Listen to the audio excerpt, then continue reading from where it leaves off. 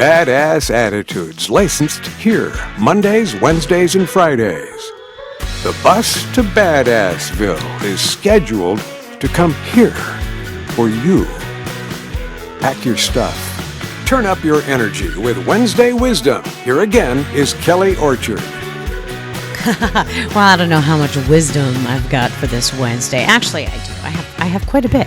It's not my own wisdom. Today, I found 3 very unique articles for you that kind of back up what I already teach. But I like to provide you with some other insight because it's not just about me. I'm not reinventing the wheel here, and I am utilizing actual scientifically proven techniques. I've just done it in a really fun way with music and badassery. So how you doing, badass? Doesn't that feel great when someone just calls you badass? Do you know that I start to run into people that, first of all, I don't even know you're listening to the podcast, so thank you. Or you see me on social media and you know my brand and you say, I don't know your name, but I know you're the badass lady. And I'm like, that's all I care about at this point. Just if you know that I'm badass, and then you know that anybody that I associate with is also badass. So that includes you, my badass friend. Thank you very much for being here on this Wednesday Wisdom, episode 76. Yes, I do count the episodes that I do. Believe it or not, this is the 76th episode. Why is it special? It's not. It's just I was looking at the number just now. Wow. And just had that moment. I am certifying badasses one podcast at a time. Have I had 76 downloads of these podcasts? You bet I have. And it's growing every day. And I thank you because you obviously are sharing it with your friends or talking about it. So thank you so much. The month of July, I have been giving away my book, Heart Lessons. So to those of you who have downloaded it, I hope that you're getting something good out of it.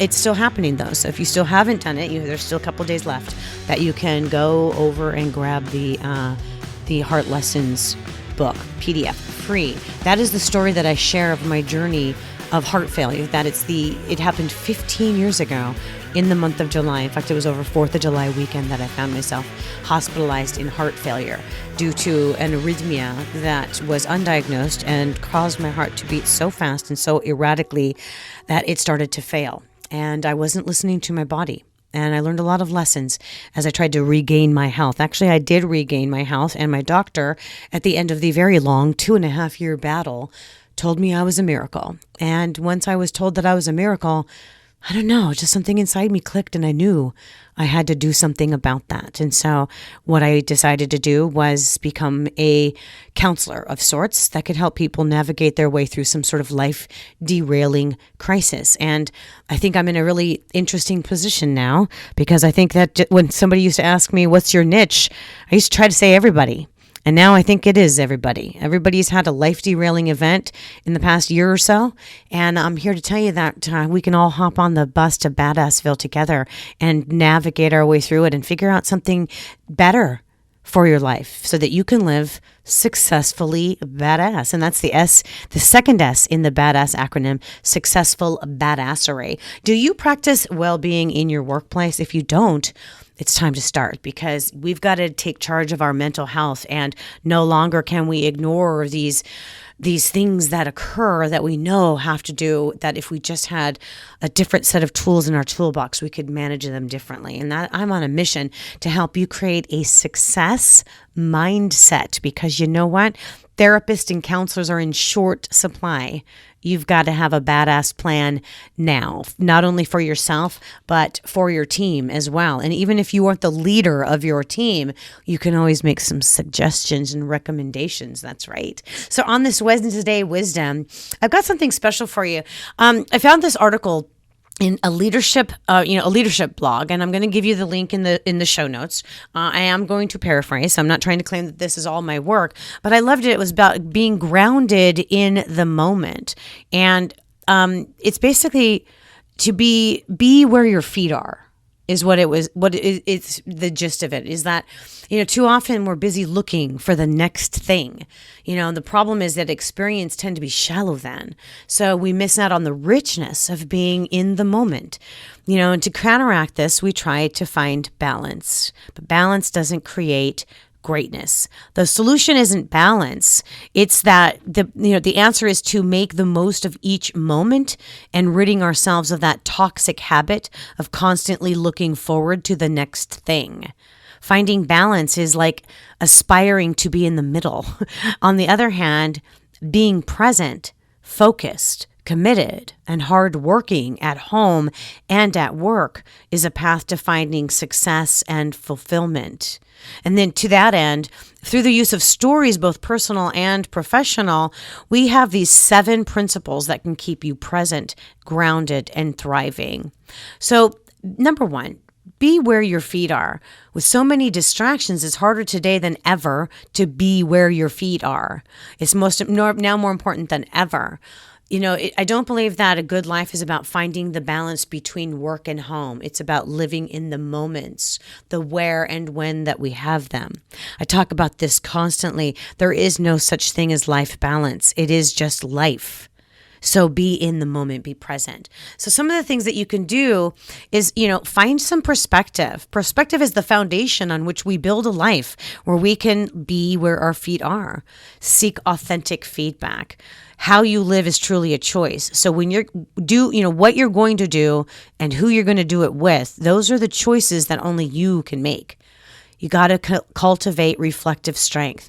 Our ability to have more meaning is right here in front of us, but so are the distractions, and too often distractions rule the day.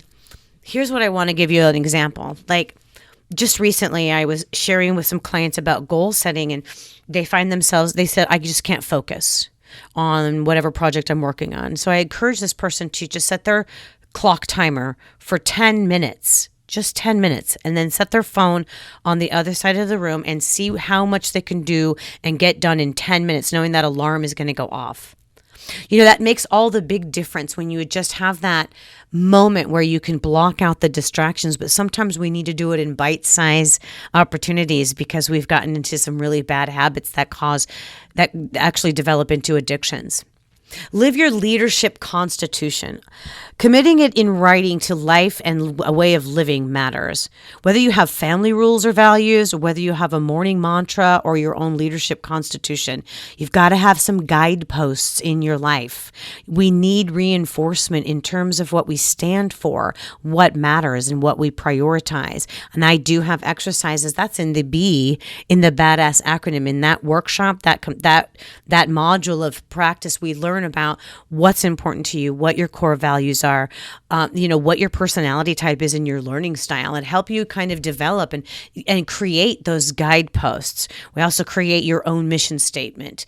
It's like, you can change the race. This is another tip from this article in Leadership Now. Like I said, I'm going to put the link in the show notes for you. I don't want you to think that I am plagiarizing. I am paraphrasing, and I am reading some of this, but I'm also kind of like giving you some of my own insight because I love these articles that back up what I'm claiming. And once again, like I said, I'm not doing anything differently. I'm not reinventing the wheel. I'm just repackaging it that matters to me and it makes sense to me, and utilizing tools that worked for me as I decided to transition and transform my entire career and life after it was derailed.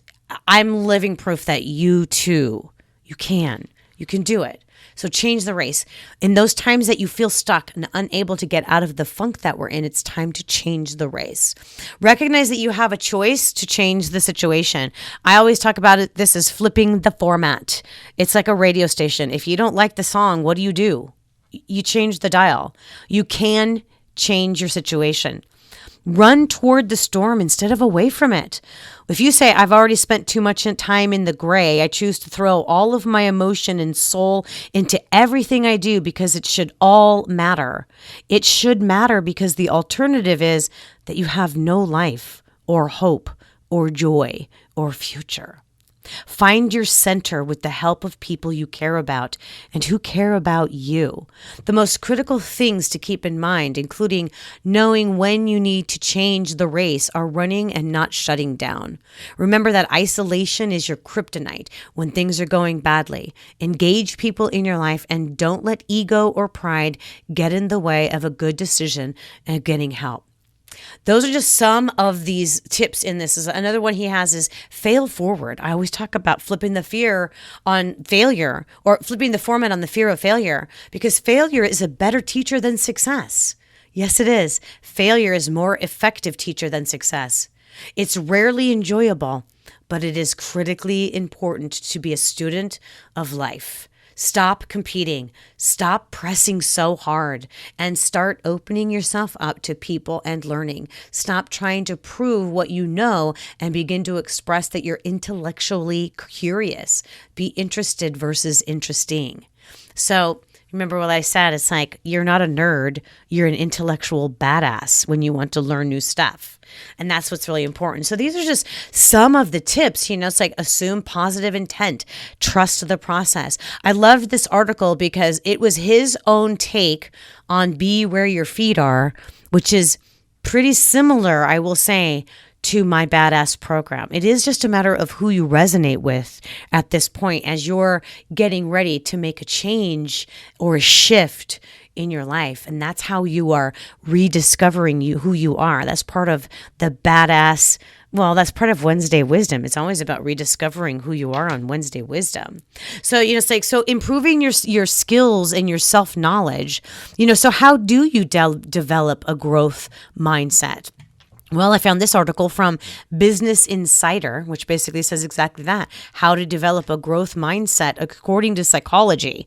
So I'm going back and forth with you. It's like I am a psychotherapist, so I do follow a lot and practice all the psychotherapy and psychology. So I do understand all of the psychology. Part of my degree, my bachelor's degree, is in organizational leadership. I've got more than 40 years in the world of business. So when I can go back and forth from the business realm and speaking that language to psychology and speaking that language, I am really a happy badass. I seriously am. So this one I loved from Business Insider, that a growth mindset is when you have an evolving arsenal of interests and passions. You have no idea when you can connect those dots, how just invigorating that is, and it makes you feel good.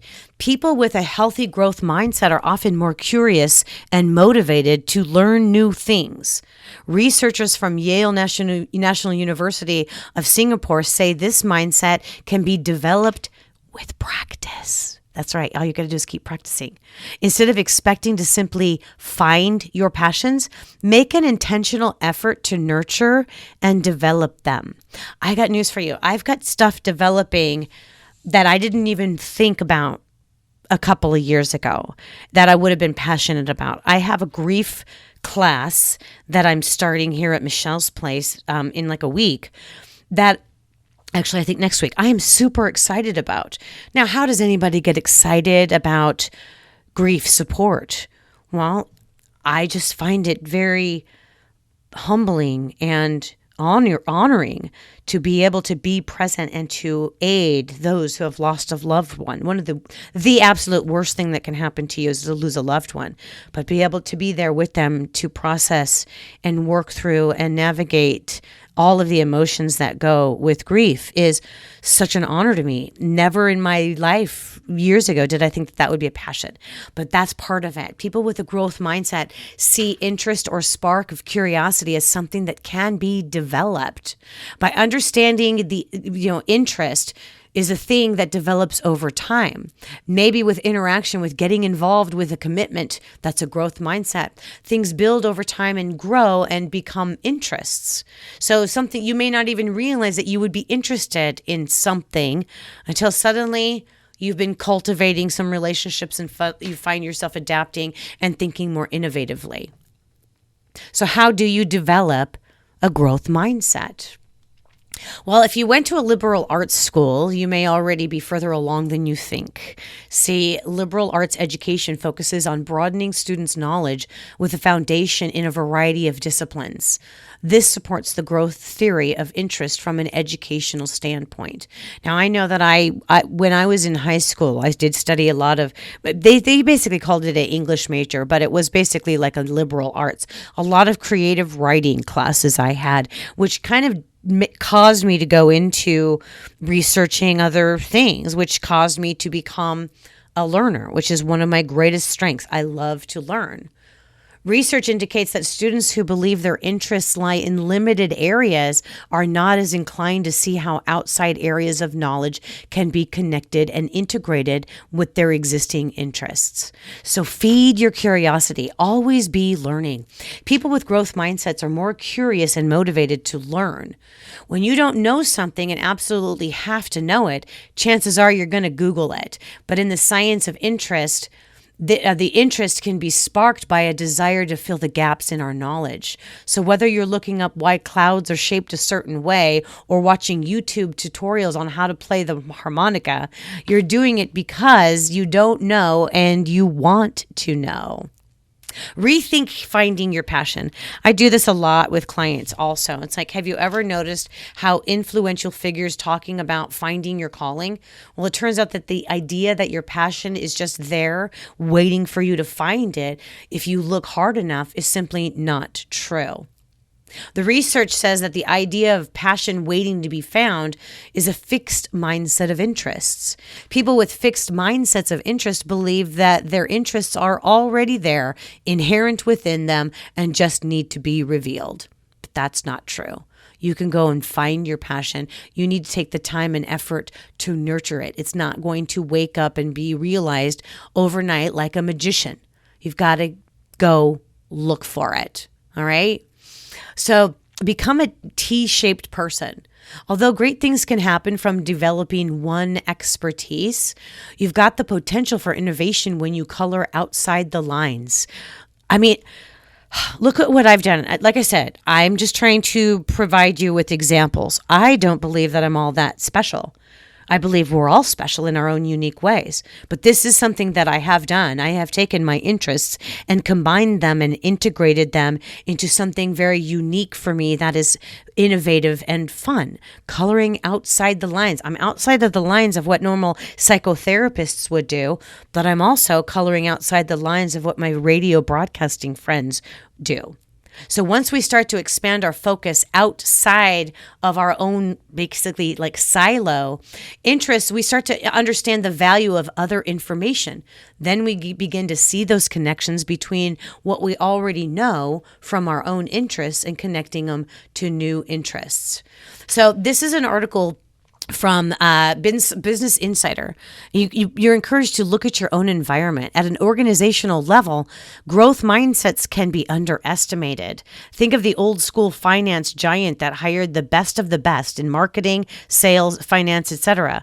Those hires went on to compose tighter groups of highly specialized professionals.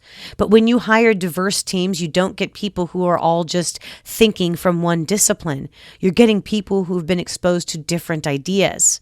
So what's more, you can't just be the logical person of the team who looks down on the artsy person in the group. People with a growth mindset value people around who have something that they can learn. So the next time you're at a conference or a networking event, rather than seek out the people that you'd have the most things in common with, branch out and talk to the person you'd never ordinarily cross paths with. Maybe you'll learn a thing or two. That's one of my favorite things to encourage you to do, is go discover something you would have never thought that you would be interested in. That's how you develop a growth mindset. And that's some of the skills to improve your self-knowledge. That's right. Skills and drills for certified badasses. That's what I want to encourage you to do. So decide how you wish to grow. You know, it's like, here's one thing that I talk about a lot. It's really probably the most important thing that I do, and that's journaling. You can journal to heal from trauma.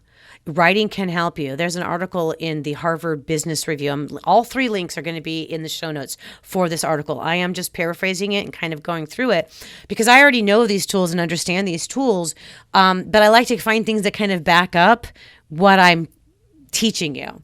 You know, but here's the thing. Even as we inoculate our bodies and seemingly move out of this pandemic, psychologically, we are still in it. We're still moving through it.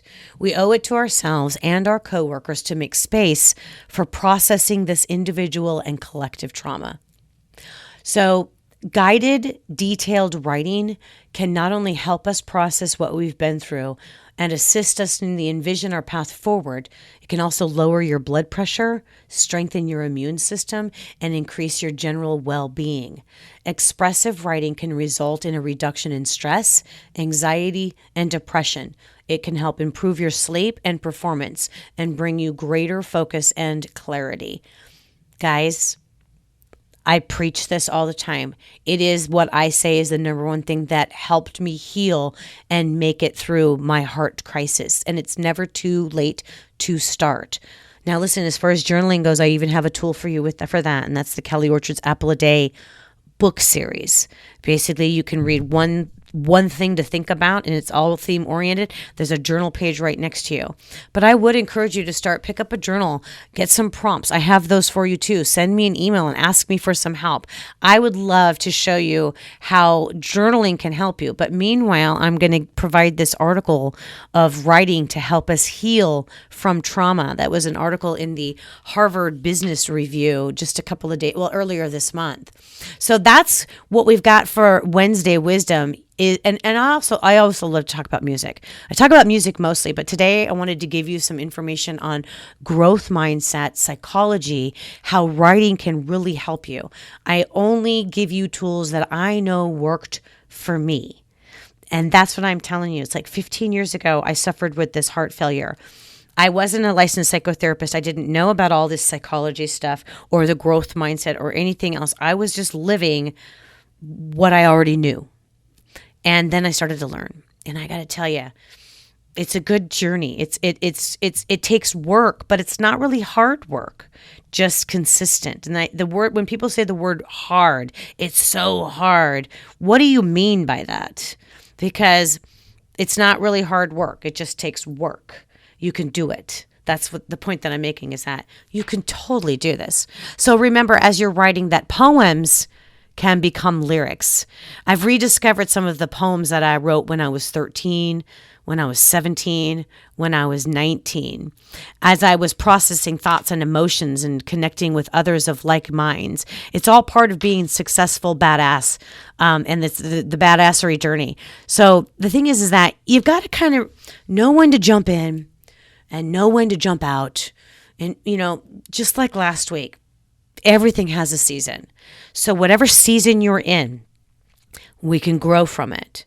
And I have all the tools that you need right here with the successful badassery. And of course, Kelly Orchard's Apple a Day is an essential ingredient for the successfully badass life, just like an apple is an essential ingredient for a healthy body. So I want you to find some music. I'm going to be announcing the Badass certification class coming up real soon. But meanwhile, the License to be Badass program is up and running, and you can acquire each of these tools very easily with worksheets and videos in my Badass program. You go to my website, licensetobebadass.com, and click on the link of products and programs and discover for yourself all the things I got for you. But right now, still have heart lessons offering you free. The link is in the show notes to download that. And of course, you can always get your own copy of the My Badass Habits ebook as well. And when you get that, I'll even send you a License to be Badass sticker.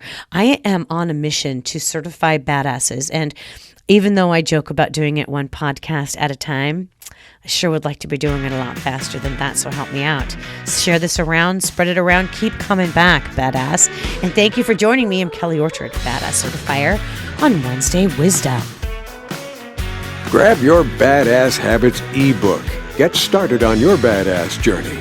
Go to licensetobebadass.com. Friday again, we turn up the energy. Tune in and tune up. Be bold, be brave, be confident, be badass.